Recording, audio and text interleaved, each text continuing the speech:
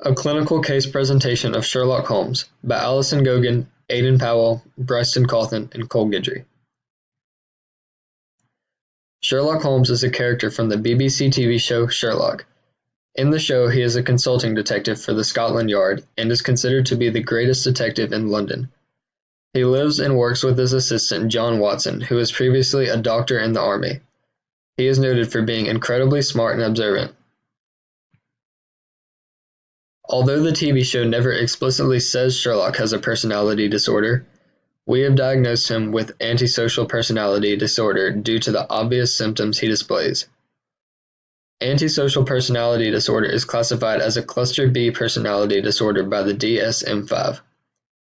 A person with this disorder can be described as someone who is impulsive, violent, deceptive, ruthless, and callous, as well as someone who is likely to engage in criminal activity, often superficially charming, lacks empathy or remorse, and does not have a problem with violating other people's rights.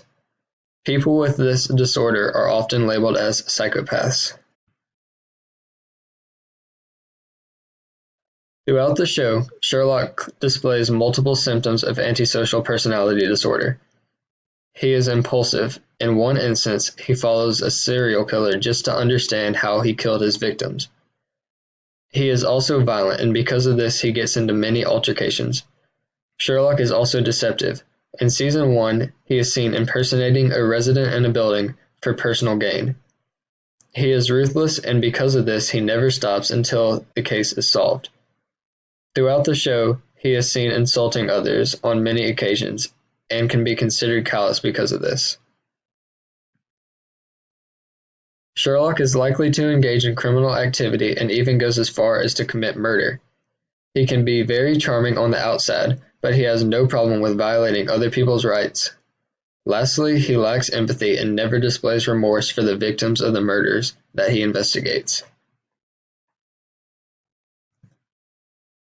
Sherlock displays every symptom of antisocial personality disorder. However, he does develop close relationships with a select few and is seen showing empathy for those he calls friends. Antisocial personality disorder can be difficult to treat, as there is no drug therapy for it. We recommend placing him in a form of cognitive behavioral therapy in hopes of improving his thinking and behavior. One issue that may arise from this treatment is Sherlock not cooperating with the therapy and the therapist. The next best plan would be to research for some form of biomedical therapy that has not emerged yet but could be effective. In the TV show, Sherlock can be thought of as successful in his work because of his symptoms. For this reason, we believe his disorder is almost glorified. In film, personality disorders are portrayed very differently, but almost never accurately. In our example of Sherlock, it is portrayed as something good as he gets his way through deception and manipulation. However, for the most part in film, psychological disorders are watered down because they do not fully show the negative effects it can have on one's life.